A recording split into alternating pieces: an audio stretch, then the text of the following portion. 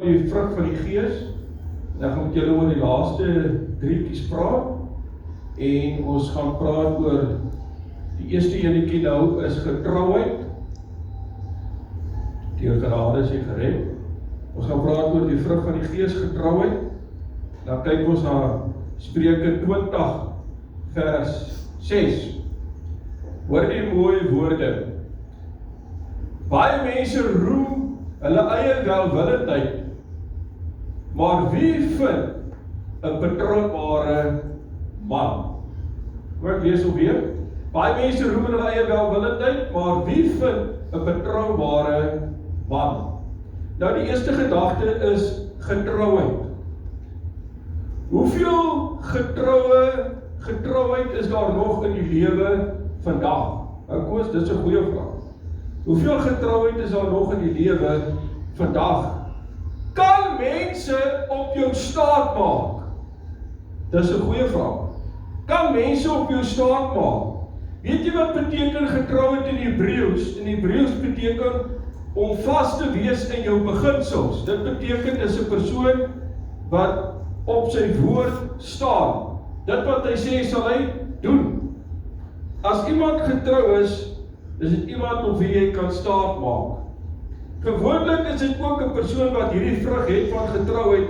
Kan jy maar gaan sien dat daai persoon is daar by hom eerlikheid. Daar is integriteit by daardie persoon. Dit is iemand wat sy verpligtinge nakom. Dis iemand wat lojaal is teenoor sy beloftes wanneer hy die vrug van die Gees het van getrouheid. Nou ons as Christene moet 'n voorbeeld wees vir ander Christene om die vrug van die Gees te hê van getrouheid. Baie belangrik, moet nooit jou beloftes breek teenoor iemand anders nie. Dis nie vars nie. Ek sien baie kere dan sal ouers vir hulle kinders sê, ons gaan dit doen, dan doen hulle dit nooit nie. Daai kite vlieg nie. Jy doen dit nie met 'n kind nie. Jy breek nie 'n belofte teenoor iemand nie. Ek sê, ek noem dit, dis nie vars nie. Nou ek wil vir jou sê, dat as Christene moet ons 'n voorbeeld wees om die vrug van goedheid in jou lewe te hê. Baie belangrik, moet ek en jy God behaag. Hoor wat ek sê, ek en jy moet God behaag om die vrug van die Gees te hê van goedheid. Ons natuurlike manier is om ontrou te wees. Ons vertel baie kere leuns, of doen julle dit nie? Ander kerke nie. Nie ons, okay. Ons dank God dat hy altyd getrou is. Mense stel teleur, maar God nooit. Mense stel teleur, maar God nooit. God stel hom voor aan Moses, hy sê ek is wie ek is. Nou as God nie sy beloftes breek teenoor jou nie, hoekom wil jy jou beloftes breek teenoor die Here? Mense, beloftes iets wat jy nie breek nie. Is soos 'n verbond wat God met jou aangaan. Hy hou dit vir ewig en vir altyd.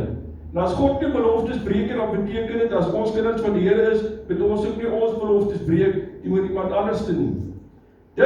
Ons moet die Here vra om die volgende te doen. Dit wat God sê in sy woord staan vas.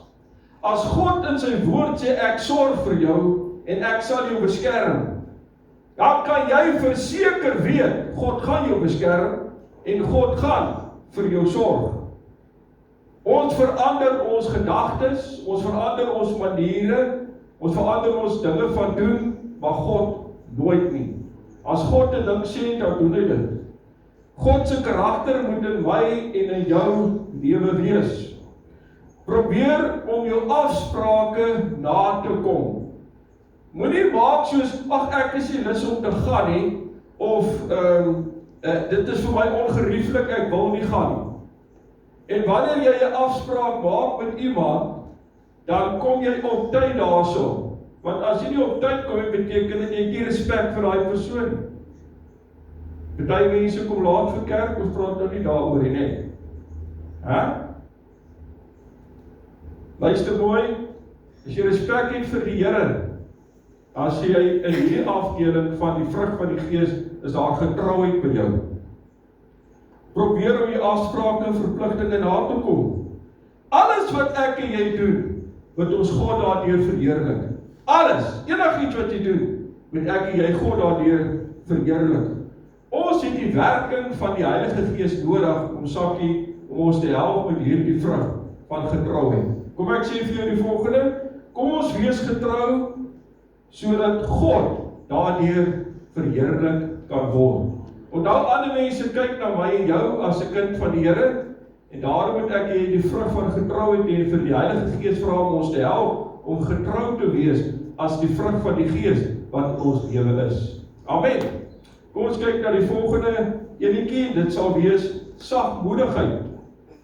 Sagmoedigheid is in nommer 5, Matteus 5:5. Kom ons kyk gou daar op PowerPoint. Salig is die sagmoediges, want hulle sal die aarde beerwe. Nou, ek weet nie of julle dit al gesien het, die baie mense het die houding van, ekskuus ek leef, ekskuus ek sê iets, ekskuus ek bestaan, ken julle sulke mense? Hoor gou mooi. Baie keer, omdat baie kindertjies van die Jesus dink, as ons sagmoedig is, dan kom ons maar toelaat dat mense oor ons loop. Want ons is dan die sagmoediges. Hoor julle wat ek sê? Hoor gou wat ek sê. Sagmoedige mense word misbruik. Sagmoedige mense word uitgebuit. Sagmoedige mense is mense wat seer kry. Hoor wat ek vir jou sê. Maar tog, kom in dieselfde Jesus, wat sagmoedig is. En hy vleg 'n sweep. En hy jaag al die handelaars uit die tempel uit. En hy sê, hierdie plek is 'n plek van aanbidding. Hoor wat ek vir jou sê, hierdie plek is 'n plek van aanbidding. As ons kyk na Jesus se eie lewe, sal jy sien Jesus se sagmoedigheid, moet hoe hy mense opgetree teenoor mense, hoe hy mense behandel het, dan kan ons dit sien. As ons kyk na Jesus se lewe as Christene, moet ek en jy ook staan vir die saak van God. Byvoorbeeld, jy kry kerke, ek hoef nie eens name te noem, jy ry net verby hulle en dan sê jy dit. Ons het 'n bazaar en ons het 'n buurtuin. Dink jy dis 'n voorbeeld van 'n kind van God? Jy speel man. Maar ons sê ons is kindertjies van die Jesus. Maar ons adverteer, buurtuin by die bazaar. Ons het, daar is aborsies wat plaasvind en die Christene bly maar net stil. Hallo, as kinders van die Here moet ons opstaan vir God se saak, maar nou bly ons net stil. Ek wil vir jou sê, as jy openlik sonde doen, en weet ek het al deesdae gesien, as jy iemand openlik vir hom sê, hoor jy is besig om verkeerd op te tree, dan sê hulle, moet my nie oordeel nie, hoor. Dan sê ek, maar dis wat God se woord sê. God se woord sê, as jy drank en as jy syk, dan gaan jy nie hemel toe nie. Ons moet vir God vra om ons te help, dat ons nie by hierdie goed uitkom nie. Maar ons mag nie vir mense sê wat ons oordeel het. Dis net met oordeel te doen, my broer en my sussie. Dis wat die woord van die Here sê. Hoor wat ek sê? Hoor jy wat ek sê? As ek eendag voor God staan, moet ek ons ou vriend vir die Here sê, Here, ek moet verantwoording doen vir dit wat ek voor die Here verstaan. Net so elkeen van ons. As ek sien jy doen iets verkeerd, moet ek jou los. Die Here gaan van my verantwoording doen, vra en sê, Wessel, hoekom het jy niks gesê? Hoekom het jy niks gedoen nie? As daar 'n saak van God opkom wat verkeerd is, dan vat jy dit aan in die geloof. En jy sê, hierdie saak is nie van die Here af nie, definitief nie. Ons vat dit vas in die naam van Jesus Christus. Onthou ek en jy as 'n kind van die Here, moet jy die eie ek verloon, en ons moet nederig wees. Ek wil vir jou sê, jy kan reg deur die Bybel gaan kyk, God werk net met nederige mense. Maak nie saak wie jy is in die lewe nie, of jy nou groot kop is, en of jy nou wat jy ook al is in die lewe, God werk net met nederige mense. Hoor jy wat ek sê? Kom ons kyk na Matteus 11, vers 28 tot 30. Kom ons kyk op die PowerPoint. 28. Kom na my toe almal wat vermoeid en belas is. Is dit nie mooi nie? En ek sal vir julle rus gee. Neem jy juk op julle en leer van my, want ek is sagmoedig en nederig van hart, en julle sal rus vind vir julle siele. 30. Want my juk is sag en my las is lig. Hoor mooi wat ek sê, daar's 'n gesegde wat sê, Jesus moet meer word en ek moet minder word. Maar kom ek sê vir jou, ons moet eintlik niks word. Hoor wat ek sê, ons moet eintlik niks wees nie. God luister na die gebede van sagmoedige mense. Die Here ondersteun die nederiges van hart. Weet jy wat sê Johannes in sy woord, in sy gedeelte van Johannes? Johannes sê, verneder jou voor die Here en hy sal jou op die regte tyd verhoog. Wanneer jy jouself verneder, sal die Here jou verhoog op die regte tyd. God gee guns aan mense wat hulle self onderwerp aan hom. Mense, dit help nie, jy bid en jy onderwerp jou nie aan die Here nie. Dit help nie. Die Here, hoor mooi, die Here gee guns aan mense wat hulle self onderwerp aan hom. Kyk hoe nederig was Jesus self gewees by die Seun van God is. Hoor wat sê hy? Hy sê, ek doen niks as ek nie sien wat die Vader vir my wys wat om te doen nie. Jesus het niks gedoen as die Vader nie vir hom sê nie. Mense, dis nederigheid. En dit is sagmoedigheid van die feit dat hy onderwerp aan die God. En net so moet ek en jy onsself onderwerp aan die Here. Wat sê Paulus? Paulus sê die volgende: wandel deur die Gees, sodat jy nie die begeerlikhede van die vlees sal volbring nie. Jesus, nou dink ek so vir myself, Jesus het 'n dienskneg mentaliteit gehad. Nou as Jesus 'n dienskneg mentaliteit het, dan moet ek en jy ook 'n dienskneg mentaliteit hê. Met ander woorde, altyd daar wees, dienskneg, diensbaar wees vir mense. Maar hoekom sal ek dit nou doen? Hulle help my nie, hoekom moet ek hulle help? Kom ons wees realisties, dis soos ons is. Ek gaan hom nie help nie, want hy help my nie. Hoor gou mooi vir my, as jy sagmoedig is in jou gees, en jy die vrug van die gees, dan kyk jy uit om mense te help, want dit is altyd wat Jesus gedoen het, dit was sy optrede, sy handelinge, om altyd mense op te tel en op te hef. Is dit nie wat ek en jy moet doen nie? Ja, ons bel vir mense en ons bemoedig hulle, en ons sê vir hulle, Maranatha, Jesus is daar, onthou, Jesus ken jou probleem beter as wat ek ken, kom ek bid net vir jou. Mense, weet jy wat beteken dit, wat iemand dit vir jou doen? Kom ek bid net gou vir jou. Weet dat baie keer hoef die persoon niks te sê nie, sal maar dan loop die traan maar net af van die wangetjie af. Is dit nie so nie? Dan kom ons vra die Here ook om die vrug van die Gees te hê van sagmoedigheid. Kom ons kyk na die laaste enetjie van die vrug van die Gees, en dit is selfbeheersing. Nou, ek dink, wanneer ek dink aan selfbeheersing, dan kom die volgende gedagte by my op. Aan mense wat aan 'n klomp dinge verslaaf is in die lewe. Dink jy daar selfbeheersing? Nee. Kom ons kyk na ander mense wat ongesond leef. Is daar selfbeheersing? Nee. Weet, party mense het verslawings in hulle lewe. Party mense leef ongesond. En weet wat die ergste? Ons dink ons is okay. Jy's nie okay nie. Jou liggaam behoort aan die Here. Jy's duur gekoop met die bloed van Jesus Christus. Jy kan nie met jou liggaam maak wat jy wil nie. Dit behoort aan die Here. Stem jy saam met my? Dit behoort aan die Here. Ek dink dat selfbeheersing is seker een van die moeilikste vrugte van die Gees. Lietjie, seker een van die moeilikste saam met ongeduld. Dis ook nie ons gemeente nie, ons gemeente het baie geduld, nee. Hoor gou mooi. Jy weet, ek dink aan die volgende, selfbeheersing is nie so maklik as 'n taxi reg voor my stop. Selfbeheersing is nie so maklik as die taxi hier reg voor my inry nie. Dan gaan hy te kere, omdat hy sien ek is ongelukkig. Dan dink ek, hoe werk dit? Dan op daai oomblik dink ek moet sommer vir hom sê wat ek dink en ek moet sommer wys wat ek dink. Kom ons wees eerlik, ons is geen heilig nie, ons praat die waarheid. Want dit is ons op daai oomblik voel, maar hoor gou mooi. As jy jou selfbeheersing verloor, is jou kanse 0 om met iemand die evangelie te deel. Dink mooi man. Jou kanse is 0 om die evangelie met iemand te deel, wanneer jy selfbeheersing verloor. Ons moet die Heilige Gees vra om ons te help met selfbeheersing. Ek dink dit is baie belangrik. Vra die Here om beheer te neem oor jou gedagtes, oor jou woorde en oor jou dade. Baie belangrik. Die Here moet in beheer wees van jou lewe, nie jy nie.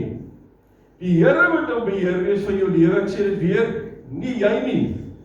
Jy sien, om suksesvol in hierdie gawe te wees, is daar net een manier om dit te doen. Hou aan met bid. Hoor mooi, hou aan met bid. Jy moet dit op jou knieë doen. En lees gereeld Bybel om te hoor wat God van my en van jou verwag. Dan sal jy selfbeheersing hê, want ons wil ons wees soos Jesus. As ons wil wees soos Jesus, moet daar ons selfbeheersing by ons wees. Die Here moet om beheer wees. Vra vir die Heilige Gees om beheer te vat oor jou lewe. Ek wil vir jou sê, met enige sport, dink gou mooi daaraan, moet daar selfbeheersing wees. Veral as jy vir Suid-Afrika wil verteenwoordig in enige sport, het jy baie opofferings wat jy moet maak. Hou wel maatjie? Jy het tyd wat jy moet aflê, jy moet opofferings maak, wanneer jy nommer 1 in Suid-Afrika wil wees in atletiek. Weet? As ek dink aan atletiek, dan dink ek, hierdie ou het opofferings gemaak, hy het tyd gemaak, hy is nommer 1 in Suid-Afrika, en wanneer hy wen, nee, dan is dit oorweldigend, dit voel gryp wat jy hard gewerk daarvoor, is dit nie so nie? Dan dink ek so vir myself, maar toch, is dit net tydelik. Hoor mooi, maar toch, is dit net tydelik.